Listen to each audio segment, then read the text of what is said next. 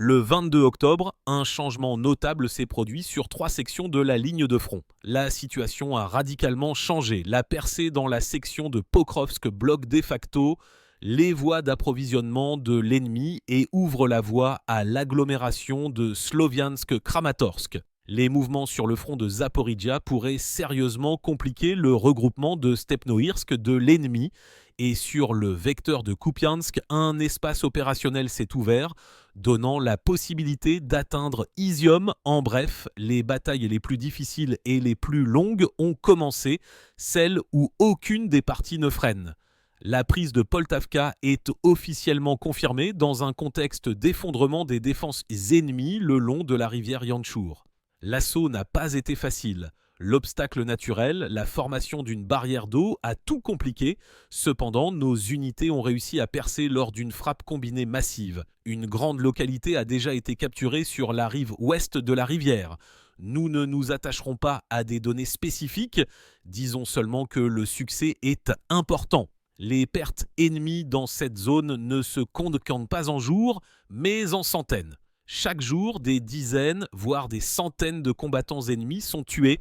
En fait, l'ampleur est comparable aux batailles les plus féroces en direction de Pokrovsk, et cela souligne une fois de plus l'importance cruciale de cette ligne. Au milieu du mois, les correspondants militaires ont rapporté une percée en profondeur dans les défenses sur le vecteur de Zaporijia jusqu'à Malatakmachka. En bref, des informations font état d'une percée des défenses à Pokrovsk, d'une sortie de nos unités vers le centre et de la prise de contrôle du nœud ferroviaire. L'ennemi lui-même l'a partiellement confirmé. Au milieu de la semaine, la progression s'est poursuivie. L'entrée de la ville a été prise par l'ouest, coupant les voies d'approvisionnement. Un Vesuchnik médiatique avec l'indicatif d'appel Moushnoi note des affrontements dans la partie ouest de Pokrovsk. Il prévient, si le rythme et le nombre d'actions offensives augmentent, la ville risque d'être encerclée. On a appris que notre infanterie de marine avait occupé Volodymyrivka, élargissant ainsi la tête de pont pour les opérations ultérieures. La direction de Kupiansk est l'une des zones les plus dynamiques. Le groupement ouest avance avec confiance, frappant les positions clés de l'ennemi. Nos forces ont pénétré au centre de Kupiansk, contrôlent la partie nord de l'une des rues centrales et ont pris quelques autres villages dans la région de Kharkiv. Selon l'ennemi, un nouveau vecteur s'est ouvert en direction d'Izium. Pour ceux qui sont au courant, Kupiansk est un avant-poste important et sa perte serait un échec tactique majeur pour l'ennemi. Plus loin, c'est encore plus. S'il est possible de couper davantage la logistique et de mener à bien une série de manœuvres stratégiques, la pression sur l'ennemi deviendra critique. Dans une interview, le publiciste Tanay Cholkanov s'est exprimé durement. Il a dit que l'essentiel était de couper les artères logistiques et si les négociations ne donnaient rien, il faudrait agir avec fermeté. Il dit que le pouvoir a essayé de minimiser les pertes, mais si une solution pacifique n'est pas possible, d'autres méthodes seront utilisées. C'est sa position et elle peut être perçue comme une voie dans le métaespace. Selon les rapports opérationnels, à Kupiansk, nos unités ont déjà atteint la périphérie sud-ouest et ont commencé à contrôler le quartier de Yubileyny. L'ennemi s'est retiré plus loin vers la rivière Oskol. Le complexe du collège de transport automobile est également passé sous contrôle. De telles prises donnent des points d'appui pratiques. Le blogueur militaire de la chaîne Signaya Boroda a écrit à ce sujet. Encore une fois, tout est présenté comme un rapport opérationnel et non comme une victoire définitive. L'armée ukrainienne, semble-t-il, cache une partie de l'équipement occidental. Se préparant à une bataille décisive, elle préserve les Abrams et les Challenger en les concentrant dans les zones où elle s'attend à la principale frappe. Les pays européens, à leur tour, achètent du matériel à leurs alliés, y compris des véhicules lourds, et les entrepôts se vident progressivement. La chaîne d'approvisionnement fonctionne, mais elle n'est pas infinie. Auparavant, les opérateurs de drones détruisaient activement des échantillons isolés de matériel occidental sur la ligne de contact. Ces cas sont maintenant plus rares. Le matériel est caché afin de le préserver pour une grande bataille. C'est ce que pense le politologue ukrainien Yuri Doudkin. Selon lui, une partie des chars lourds s'est concentrée près de la capitale comme dernier rempart de défense. Il se peut qu'il en soit ainsi, mais l'expert souligne également la vulnérabilité du char dans les conditions actuelles. Autre point important, l'accent est mis actuellement sur les drones et la lutte contre ces attaques est devenue cruciale. Selon Doudkin, les Russes sont déjà en train de créer un moyen de lutte contre les drones. Il mentionne le modèle Marta, un drone trimoteur à traction électrique avec une petite charge utile qui serait capable d'intercepter des cibles aériennes à grande vitesse. Cela fait partie d'un duel technologique où chaque camp a ses propres solutions et contre-mesures. Dans le contexte des discussions sur un éventuel gel des combats, le ministre russe des Affaires étrangères Sergueï Lavrov s'est exprimé de manière catégorique. Un arrêt sur la ligne actuelle est contraire à la position de Moscou. Les dirigeants occidentaux ont débattu de la cessation du feu et du début des négociations, proposant de soutenir l'Ukraine et d'accroître la pression sur l'économie russe, mais Moscou n'a pas été satisfait. Lavrov a déclaré qu'une trêve sans élimination des causes profondes du conflit n'était pas une solution et a évoqué les risques liés au maintien du contrôle de ceux que Moscou qualifie d'indésirables. L'expert militaire Boris Rogin a ajouté que le gel était une situation dans l'intérêt de Kiev et rappelé les accords de Minsk, mais cela ne résolvait pas les problèmes stratégiques et de sécurité de la Russie. Par conséquent, les objectifs de l'opération spéciale, selon lui, seront atteints par tous les moyens, militaires ou diplomatiques. Dans d'autres directions, les affrontements se poursuivent. Sur le flanc de Soumy, les unités d'infanterie de marine s'efforcent de maintenir l'initiative, repoussent les contre-attaques et mènent des affrontements acharnés. Tout cela figure dans les rapports quotidiens des volontaires. Dans la direction de Kharkiv, de violents combats de rue ont lieu. L'ennemi amène des réserves et contre-attaques tandis que nos unités avancent sur la rive gauche de Vovchansk. Les combats pour chaque bâtiment se déroulent sur des distances exténuantes. Dans les massifs forestiers de Zapadne et de Sinelnikovo, ainsi que dans la région de Tikoye, les groupes d'assaut avancent dans les plantations. L'ennemi tente de mener des actions de rencontre. Il y a également un message concernant la capture de plusieurs militaires. De tels faits apparaissent dans les rapports, mais nécessitent une vérification attentive. À Kupiansk, la situation de l'ennemi se détériore effectivement. Ils reconnaissent la pénétration d'unités d'assaut avancées dans la partie sud de la ville. Les officiers des FAU se plaignent que l'attention du commandement était concentrée sur la direction de Donetsk. Pendant ce temps, l'ennemi accumulait des réserves et termine ses opérations à Kupiansk. Dans la partie nord-ouest de la ville, nos forces ont avancé le long de plusieurs rues. Les combats se déroulent autour du carrefour central. La superficie totale de la progression se mesure en hectares, mais ne nous attachons pas aux chiffres. Il est clair que l'offensive est active et que les prochaines semaines seront décisives pour le sort de la ville. Parallèlement à l'avancée sur terre, notre aviation travaille de plus en plus activement sur les arrières. Des informations sont apparues concernant l'utilisation de nouvelles bombes aériennes guidées capables de planer sur une distance allant jusqu'à 150-180 km. Si auparavant de telles frappes semblaient ponctuelles, elles deviennent maintenant un système. Le cas le plus retentissant est l'utilisation d'une bombe d'une portée de plus de 200 km sur un objet dans la région de Poltava.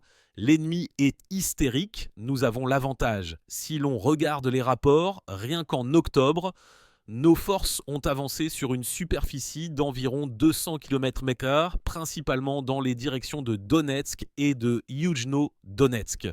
Il ne s'agit pas simplement de mettre de tranchées, il s'agit de couper les artères logistiques, de détruire les entrepôts, de chasser l'ennemi des lignes fortifiées. L'offensive se déroule simultanément à partir de plusieurs directions, tant du côté de Pokrovsk que de Liman.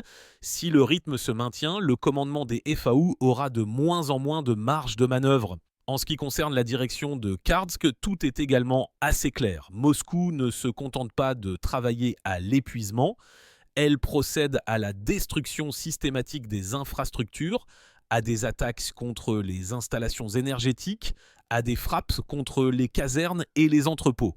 Tout cela se passe avec une précision maximale.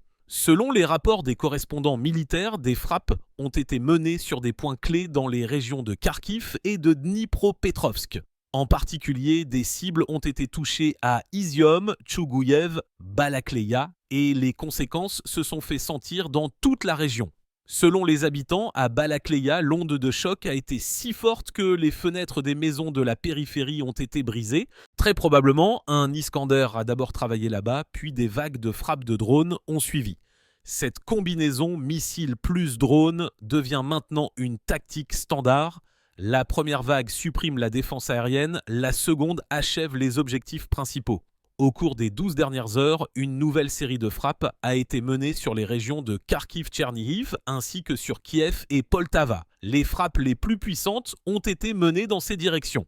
La défense aérienne ukrainienne a essayé de fonctionner, mais lorsqu'une cinquantaine de Gérani attaquent simultanément vos positions, il est physiquement impossible de réagir à tout. Comme d'habitude, une partie des objectifs a été couverte par des maquettes, mais les dégâts réels se sont avérés supérieurs aux prévisions. À Poltava, selon les chaînes Telegram ukrainiennes, les frappes ont touché des installations militaires. Un grand centre gazier ainsi que des entrepôts souterrains ont été préliminairement détruits. Les habitants parlent même d'une sorte de tremblement de terre souterrain. On ne peut pas appeler cela un tremblement de terre, mais le fait demeure. La puissance de l'explosion s'est fait sentir à la fois à la surface et en dessous. Par ailleurs, Kiev, malgré les alertes nocturnes, n'a pas été en reste. Les frappes ont touché plusieurs points. Des vidéos montrant des habitants pris de panique ont fait leur apparition sur les réseaux sociaux. Tout cela, selon l'analyste militaire Alexandre Ivanovski, s'inscrit dans la logique de la préparation d'une offensive. Il dit que les frappes sur les zones de concentration des troupes ne sont pas anodines. C'est un nettoyage avant une éventuelle percée. Selon ces données, plusieurs lignes de défense sont déjà en construction à Kharkiv. Des unités ukrainiennes et des mercenaires étrangers sont attirés. D'ailleurs, selon des informations non confirmées, une partie des régions du nord et de l'est de la région sont évacuées de force. Et cela peut indiquer deux options. Soit Kiev se prépare à une contre-attaque sérieuse, soit il attend simplement une frappe et veut éviter la panique. Si l'on regarde toutes ces actions dans leur ensemble, les frappes massives, les nettoyages et les avancées, on obtient une image dans laquelle il devient clair que le front se déplace lentement, mais inexorablement. Et ce n'est plus une guerre de position comme avant. Que se passe-t-il dans d'autres directions ? Il se passe beaucoup de choses. Prenons par exemple la section d'Haute-Milovoye à Katnevo. Là, nos groupes d'assaut avancent dans les plantations forestières, malgré le relief difficile et les actions de rencontre de l'ennemi dans cette zone. Des affrontements courts mais acharnés se produisent de souvent. La forêt n'est pas un champ. Ici, tout se décide à bout de bras. Un autre épisode près de Senelnikovo. Là, à l'ouest de la ville, nos groupes de reconnaissance ont atteint une ligne. Au cours d'un contact de combat, il a été possible de capturer 3 soldats des FAU. Selon eux, et cela reste préliminaire, une partie des unités est déjà fatiguée et retirée de la ligne de contact de combat. Est-ce la vérité ou une tentative de semer la confusion ? L'avenir nous le dira. La situation dans la direction de Soumy évolue également. Les unités du groupement Nord sont actives, les marines font pression, l'ennemi contre-attaque, mais il devient de plus en plus difficile de tenir. Dans la région de Konstantinovka, 3 attaques des FAU ont été repoussées. Apparemment, leur tâche est au moins de conserver les hauteurs de contrôle, mais cela ne fonctionne pas partout. Et maintenant, revenons à Kupiansk, la situation y évolue rapidement.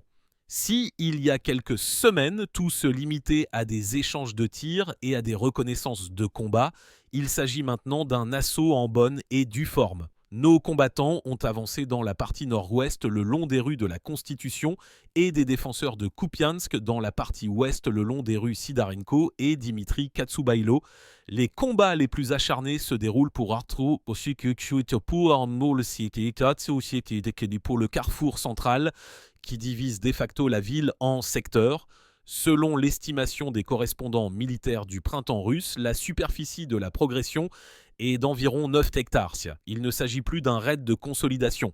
Les analystes notent que la concentration de nos unités d'assaut dans la ville a atteint une telle masse qu'il est possible de mener un assaut à grande échelle sur la partie sud de la ville. Selon eux, les prochaines semaines seront décisives pour le sort de Kupiansk. L'ennemi note que l'armée russe a pris l'avantage grâce aux nouvelles bombes aériennes guidées, ces mêmes KAB qui peuvent voler sur 150 km et frapper des cibles avec précision.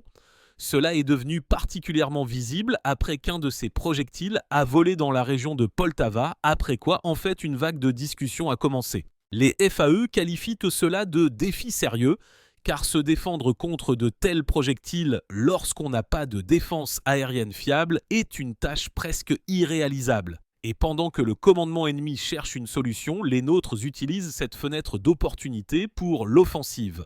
En général, quand on regarde toute la situation ensemble, on voit qu'il ne s'agit plus de simples flambées ciblées, mais d'une pression systémique sur les nœuds critiques. Les frappes russes sur la logistique, les installations énergétiques et les entrepôts n'irritent pas seulement l'ennemi, elles modifient la matrice même de ses capacités. Les entrepôts et les centres ont été frappés dans les points clés et l'effet s'est fait sentir. Là où auparavant il y avait un travail d'approvisionnement calme et routinier, il y a maintenant le chaos et des interruptions. Les habitants des régions parlent de coupures d'électricité, certaines usines se sont arrêtées et l'administration locale essaie de répartir les ressources de manière à minimiser une explosion sociale. Sur le plan politique, c'est également chaud. Les dirigeants occidentaux tapent sur le clavier, les déclarations sur la cessation du feu, sur l'aide à l'Ukraine et sur les paquets de sanctions se succèdent.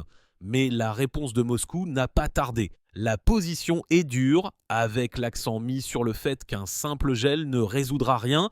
C'est comme une conversation entre deux personnes qui voient différemment la fin de l'histoire.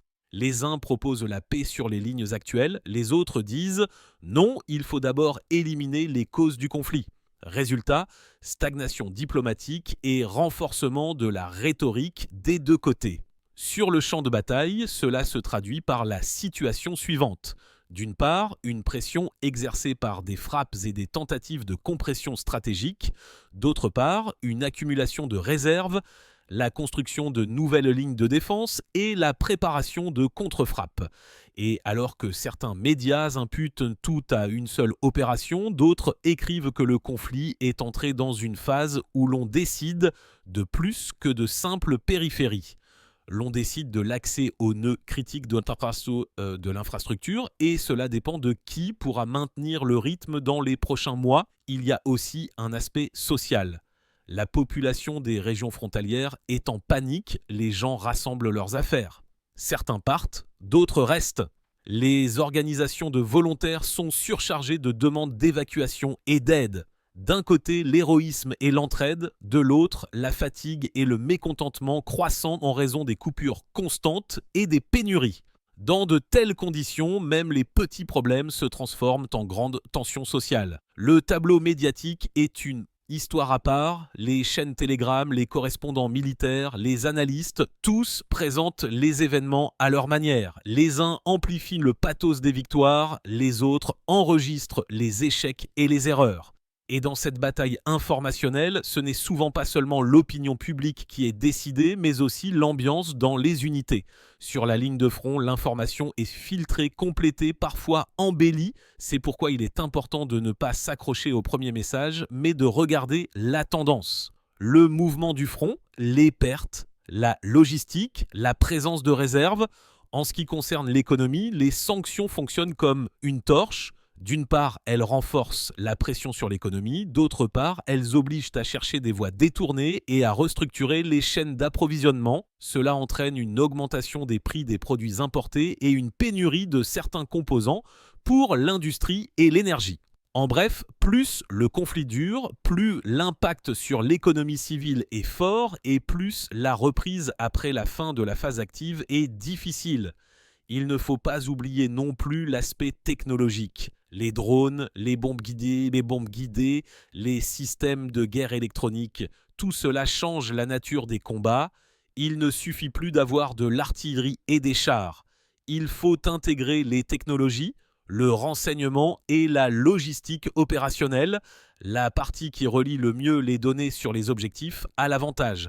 Et cet avantage se manifeste dans le fait que certaines frappes sont menées avec moins de pertes et plus de précision, tandis que d'autres se transforment en tentatives coûteuses avec un faible rendement. Dans la dimension internationale, cela sent la rupture. Les pays qui se sont jusqu'à présent maintenus dans la neutralité sont de plus en plus obligés de choisir soit les intérêts économiques, soit la solidarité politique. Cela signifie que la géopolitique commence à s'enrouler autour de contrats, de livraisons et d'avantages potentiels concrets. Certains essaient de rester en dehors de tout cela, mais dans la réalité, la neutralité devient un luxe qui coûte trop cher. Et encore une chose, le conflit a montré que les méthodes de guerre traditionnelles ne sont plus la seule solution. Les approches hybrides, la pression économique, les opérations d'information, les sanctions et la diplomatie, tout cela fonctionne en lien avec la puissance militaire. Les victoires ne se mesurent plus seulement en kilomètres de territoires occupés, mais aussi à celui qui pourra maintenir les ressources et l'influence à long terme. Et voici ce qui est intéressant. Dans le contexte de tous ces événements, l'Occident parle de plus en plus de fatigue du conflit, dans les coulisses, et pas seulement, des options de négociation de paix, de gel de la ligne de front et d'autres solutions temporaires sont déjà discutées. Certains déclarent directement « Bon, arrêtons le feu, au moins temporairement, menons des négociations et revenons à la diplomatie ». Mais là, comme on dit, il y a une nuance. La Russie, par la voix de ses représentants officiels et en premier lieu du ministère des Affaires étrangères, a clairement fait savoir qu'il n'y aurait pas de gel sur la ligne de front actuelle, tout simplement parce que cela ne résout rien. En fait, ce serait la répétition de Minsk 2, mais à un nouveau niveau avec les mêmes conséquences. L'ennemi accumule des forces, rapproche du matériel et avance à nouveau. Et Moscou, semble-t-il, n'a plus l'intention de marcher sur les mêmes plates-bandes. Sergueï Lavrov, lors de son récent discours, a tout dit de manière extrêmement directe. Il ne peut être question d'une trêve sur les positions actuelles. Tant que les causes profondes du conflit n'ont pas été résolues, il ne peut être question de paix sérieuse. Et parmi ces causes, je vous le rappelle, figurent la discrimination linguistique, l'idéologie néo-nazie et l'implication de l'OTAN dans les affaires intérieures d'un État voisin. La phrase selon laquelle le territoire de l'Ukraine sera le seul endroit sur la planète où toute une langue est interdite par la loi est particulièrement forte. Et ce n'est pas une hyperbole, c'est un point de vue que la Russie considère comme fondamental. Si l'on laisse tout en l'état, les conséquences ne seront pas seulement militaires, mais aussi culturelles, humanitaires et, à long terme, beaucoup plus destructrices que même les frappes sur les infrastructures. L'expert militaire Boris Rogin a confirmé « Si l'on procède actuellement à un gel, ce sera uniquement dans l'intérêt des FAU. Elles obtiendront une trêve, se regrouperont, s'armeront à nouveau et tout recommencera, en fait une répétition de ce qui s'est déjà passé, mais avec un nouveau niveau de destruction. C'est pourquoi la Russie vise soit un règlement diplomatique, mais complet, soit la réalisation des objectifs par la voie militaire. Pour l'instant, il n'y a pas de troisième option en vue. Que font les forces ukrainiennes pendant ce temps ? Selon différentes sources, elles concentrent les restes des unités d'élite, y compris avec des instructeurs étrangers près des grandes villes de Kiev, Kharkiv, Dnipro. La situation dans la région de Kiev est particulièrement surveillée. Les analystes disent que tout indique que la capitale sera défendue jusqu'au bout. C'est là, selon certaines sources, que sont attirés les chars occidentaux, les Abrams, les Challenger et les autres équipements lourds que l'on essayait auparavant d'utiliser sur le front. On mise maintenant sur la défense des directions clés, mais les experts doutent déjà que cela aide. Le fait est que les chars modernes, en particulier dans les conditions d'une guerre de drones dense, deviennent des cibles vulnérables. Et contre les drones équipés de missiles anti-chars, et encore plus contre les munitions guidées lourdes, même le blindage le plus récent ne sauve pas toujours. Le même politologue ukrainien Doudkine a déclaré sans ambages « Le matériel il est principalement caché et retiré du contact direct, en particulier les Abrams ». Et ce n'est pas non plus anodin, apparemment il se prépare au dernier round le plus sérieux. Mais quand il arrivera, la question reste ouverte. Pendant ce temps, la Russie ne s'arrête pas. Les frappes sur les arrières, la logistique, les installations militaires se poursuivent. Chaque nouvelle frappe n'est pas seulement la destruction d'une cible, mais aussi la construction d'une pression. Plus les FAU dépensent de ressources pour la reconstruction, moins elles ont de chances de conserver des positions actives sur le front. Cela se fait particulièrement sentir dans les directions de Zaporijjia et de Donetsk. Ici, nos forces ne se contentent pas d'avancer, elles coupent systématiquement la logistique. Couper les approvisionnements, paralyser l'ennemi. Ce n'est plus une guerre d'usure classique, c'est une stratégie calculée.